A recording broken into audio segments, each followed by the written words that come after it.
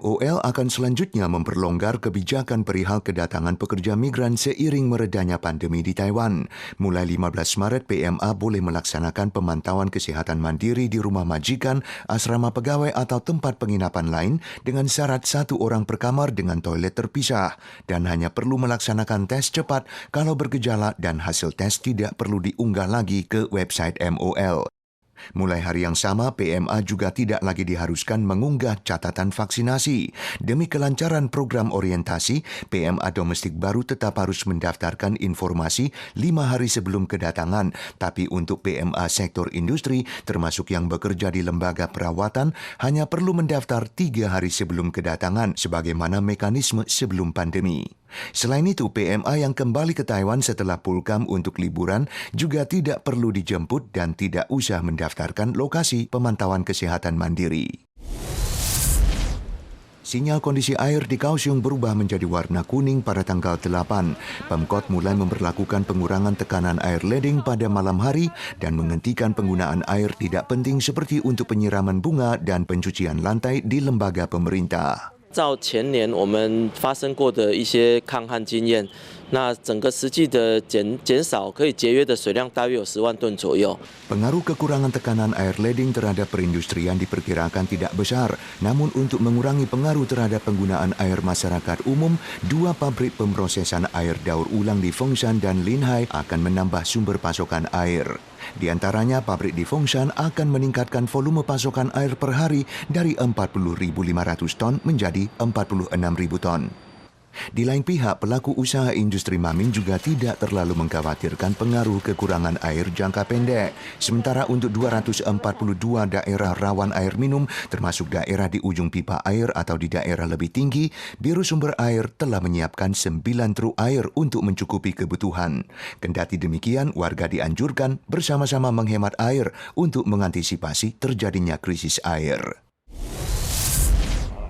DGBAS mengumumkan tingkat kenaikan indeks harga konsumen Februari mencapai 2,43%, lebih rendah dari Januari. Tapi harga tomat dan ongkos wisata ke luar negeri naik 25% ke atas, sayur kol dan ikan salmon naik lebih dari 20%, sedangkan telur 11%. Ditambah dengan tarif listrik yang mungkin naik lagi akhir Maret, IHK Mei akan lebih tinggi lagi. Di lain pihak, menurut statistik MOF, nilai ekspor Februari berjumlah 31,05 miliar dolar Amerika, turun 17,1% banding tahun lalu.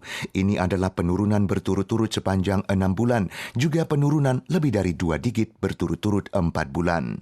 在5大市场当中呢，对中国大陆与香港的减幅是最深的。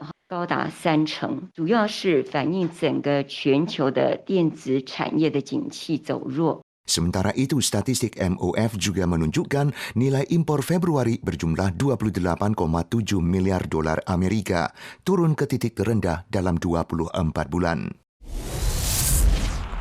Menjelang Hari Perempuan Internasional 8 Maret, Sekjen PBB Antonio Guterres mengingatkan hak wanita di berbagai pelosok dunia sedang mengalami kemunduran. Kesetaraan gender hanya akan terwujud 300 tahun lagi apabila kondisi saat ini terus berlanjut. Gender equality is growing more distant. On the current track, where New Women puts it 300 years away. Guterres mencontohkan wanita dan anak perempuan nyaris lenyap dari kehidupan umum Afghanistan di bawah pemerintahan Taliban. Otonomi seksual dan hak reproduksi perempuan mengalami kemunduran di banyak tempat. Banyak anak perempuan berisiko diculik atau diserang di sejumlah negara dan polisi menjadi pelaku kekerasan terhadap perempuan rentan di beberapa tempat lain. Selain itu, pandemi mengakibatkan anak perempuan putus sekolah, menikah dini, dan di beberapa negara, kondisi perempuan kehilangan pekerjaan masih berlanjut. Sementara terus meningginya angka kematian ibu hamil di berbagai tempat juga ancaman besar bagi kesetaraan gender global.